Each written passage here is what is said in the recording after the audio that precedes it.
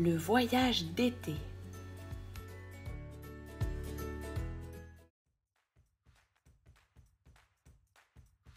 Zo et Léo étaient frères et sœurs. Ils habitaient dans une petite maison jaune au bord d'une forêt.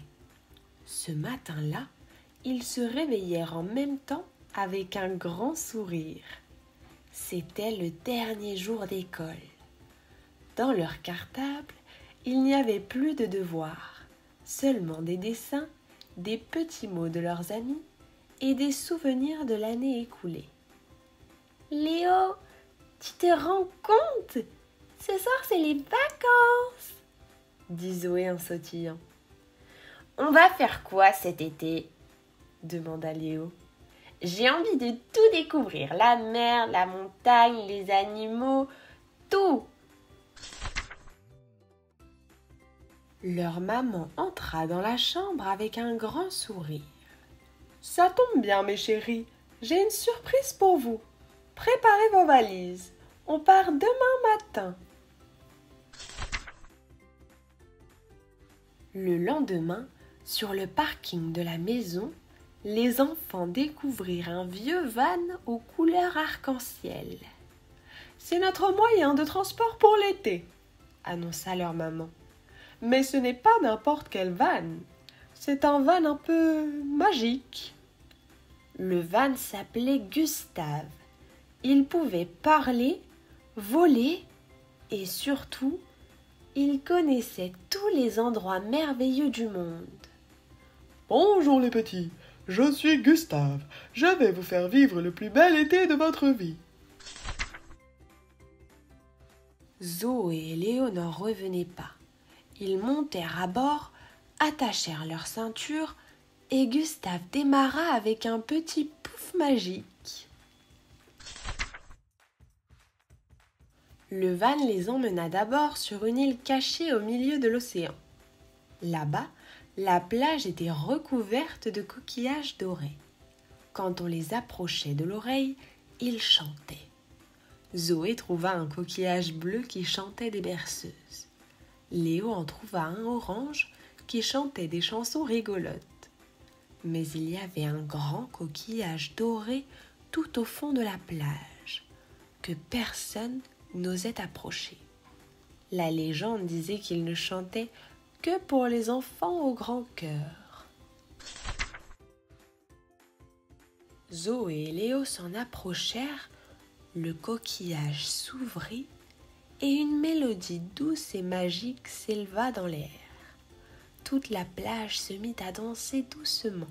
« Vous êtes prêts pour la suite du voyage ?» demanda Gustave en clignant ses phares comme des yeux malicieux. Cette fois, Gustave s'envola au-dessus de l'océan et se posa dans une immense forêt pleine d'arbres dorés.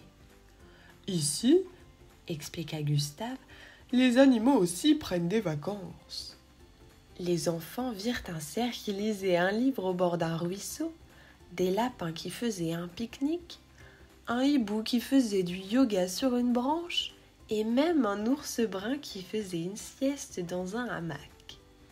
Mais soudain, un écureuil affolé arriva. « Les lucioles ont disparu et ce soir c'est la fête de la lumière !» Zo et Léo décidèrent d'aider. Avec leurs lampes torches et leur courage, ils parcoururent la forêt, suivirent les traces et finirent par retrouver les lucioles bloquées dans une grotte par un rocher. Ensemble, ils libérèrent les petites créatures lumineuses qui les remercièrent avec une danse scintillante. La nuit suivante, Gustave roula jusqu'aux montagnes. Mais là-haut, une étrange chose se produisit. Il faisait frais et il y avait même un peu de neige. « C'est normal, » expliqua Gustave.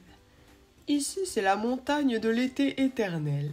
Il y a du soleil le jour et un peu de neige la nuit. » Les enfants firent de la randonnée avec un bouquetin, une tyrolienne entre deux falaises et même une descente en luge d'été.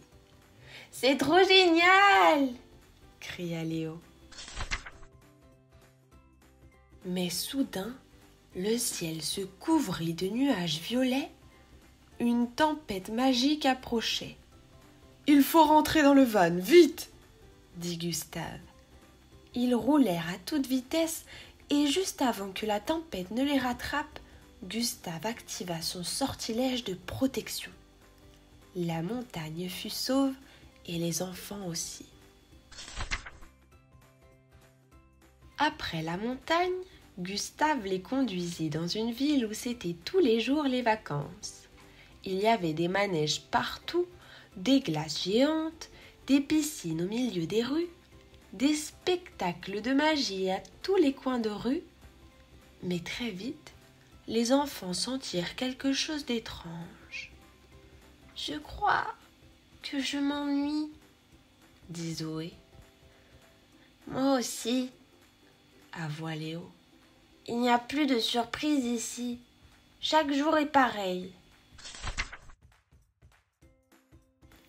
Ils rencontrèrent une vieille dame qui leur expliqua. « Dans cette ville, les gens ont voulu que les vacances ne s'arrêtent jamais. Mais sans fin, les vacances perdent leur goût. » Les enfants comprirent. Les vacances sont précieuses parce qu'elles ont une fin. Alors ils dirent à Gustave. « Il est temps de rentrer. » Sur le chemin du retour, Gustave leur offrit un dernier cadeau. Un carnet magique dans lequel chaque page racontait une de leurs aventures de l'été. Quand ils arrivèrent chez eux, la maison jaune semblait plus belle que jamais. Ils déposèrent leurs valises, coururent dans le jardin et s'allongèrent dans l'herbe. « Je suis content qu'on soit rentrés, » dit Léo. « Moi aussi. Et tu sais quoi ? L'année prochaine, on repartira avec Gustave, » répondit Zoé. Et dans le ciel, un nuage en forme de vanne leur fit un clin d'œil. Le carnet magique restait sur leur étagère toute l'année et parfois, en hiver ou au printemps, ils ouvraient une page et tout à coup, l'été revenait dans leur cœur.